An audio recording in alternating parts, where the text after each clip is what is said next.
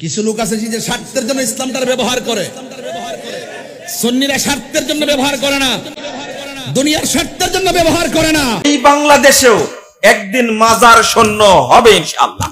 এই জটালা পীর মুরিদির ভণ্ডামি বাংলাদেশে চলবে না ইনশাআল্লাহ। হককে বাংলার জমিনে প্রতিষ্ঠা করার জন্য যদি জান দেওয়ার প্রয়োজন হয়, যদি মাল দেওয়ার প্রয়োজন হয়, যদি রক্ত দেওয়ার প্রয়োজন হয়, তাদেরকে বলে দিও। যারা আল্লাহর ওলিদের মাজারকে ভাঙচুর করে তাদেরকে জানাইয়া দিও, নিজের জীবনে তাজা রক্ত দিয়ে হলো এই দেশে ইসলামকে রক্ষা করার জন্য জীবন দিব। কথা বলেন, সব এক থাকবেন, সব এক থাকবেন। সামনে দাঁড়াইবার সুযোগ পাবে না, পালাইবারও সুযোগ পাবে না। কারণ ওলি আল্লাহর দুশমনদের ফয়সালা আমরা করতে হবে না, আল্লাহর পক্ষ থেকে ফয়সালা হবে। কিছু লোক আছে যে স্বার্থের জন্য ইসলামটার ব্যবহার করে, সুন্নিরা স্বার্থের জন্য ব্যবহার করে না, দুনিয়ার স্বার্থের জন্য ব্যবহার করে না। সুন্নিরা হককে প্রতিষ্ঠা করতে, রিয়েল ইসলামকে প্রতিষ্ঠা করতে কাজ করে। ইমাম হুসাইন আমাদেরকে এটা শিখাই দিয়ে গেছে, বাজান মাফ করে দিয়ে, মাফ করে দিয়ে। এটা ইমাম হুসাইন আমরা শিখাই দিয়ে গেছে। মরে যাবে, মরে যাবে, লড়ে যাবে, লড়ে যাবে, প্রয়োজনে মরে যাবে, কিন্তু বাতিলের কাছে মাগার মাথা নত করা যাবে না। অনেকে তো বলছে যে আরে বাবা অন্তর সরকার গেছে গাড়ি তাহিরি জিকিতা ওরে, হ্যাঁ কত কথা কইছে রে। আমরা তাহিরি জাহিরি বাতিলি সুন্নিরা এই দুনিয়ার মসনদের পাগল না। যদি পাগল হইতাম তাইলে যে কোনো রাজনীতি দলের সদস্য পদ থাকতাম। খবর নিয়ে দেখবেন বাংলাদেশের তথাকথিত যত রাজনীতি দল আছে, কোন রাজনীতি দলের সদস্য পদ ছিলাম না। আমরা দেখেছি কে কোন দল করে সেটা না, যে কোনো দল করুক, আমরা যখন দেখবো যে এই দলের মানুষটা আমার নবীরে ভালোবাসা, আমরা তাকে ভালোবাসবো।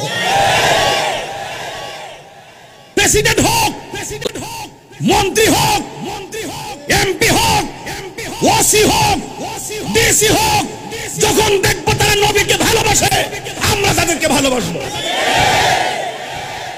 যখন দেখবো তারা নবীকে ভালোবাসে না, আমরা তাদেরকে ভালোবাসতে পারবো না। যে ছাত্ররা মূর্তি ভেঙ্গেছে, এই ছাত্রদের মধ্যে আল্লাহ একদিন তাওহীদের জ্ঞান দিবেন। এই যুবকদের মাধ্যমে আল্লাহ বাংলাদেশের মূর্তি এবং পীর মাজারে যত আস্তানা আল্লাহ সবগুলো ভেঙে দিবেন ইনশাআল্লাহ। কি আপনারা চান না? আল্লাহ কি বলছেন?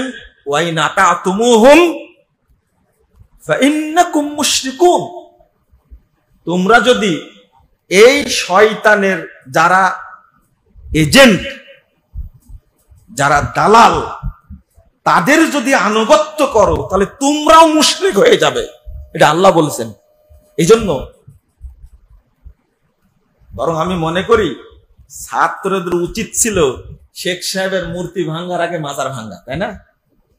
শেখ সাহেবের মূর্তিকে সেজদা দেয় মনে হয়, আমি জানি না, টঙ্গি বাড়ায় দেয়, সেজদা না দিলে ফুল দেয়।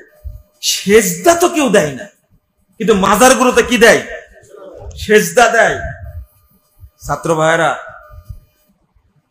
আমাদের উপদেষ্টা আসিফ মাহমুদ, তাই না, বলছে আমি আলেমের ছেলে, আলেমদেরকে পছন্দ করি, সম্মান করি। তারা যদি একটু ছাত্রদেরকে নির্দেশ দেয়, এক রাতে যা আছে সব ভেঙে দে, একটাও থাকবে? থাকবে? এখন ছাত্ররাই দেশ চালাচ্ছে। কিসের 21 জন উপদেষ্টা? 2 জনে চালাচ্ছে। বিষয়টা কি এরকম না? ছাত্রদের শক্তি যোগানোর জন্য সব নজরুলের গান গাচ্ছে, আর জাতীয় সঙ্গীত যখন গাই তখন মুশরিকি গান গাই। আর বেটা তোমরা স্কুল কলেজে দাঁড়িয়ে, বিভিন্ন অনুষ্ঠানে দাঁড়িয়ে রবি ঠাকুরের মেনমেনি গান গাও কেন? শিরকি গান গাও কেন? গোটা বাংলাদেশে একদিনের সিদ্ধান্তে রবি ঠাকুরের এই শিরকি গান বাতিল করা উচিত।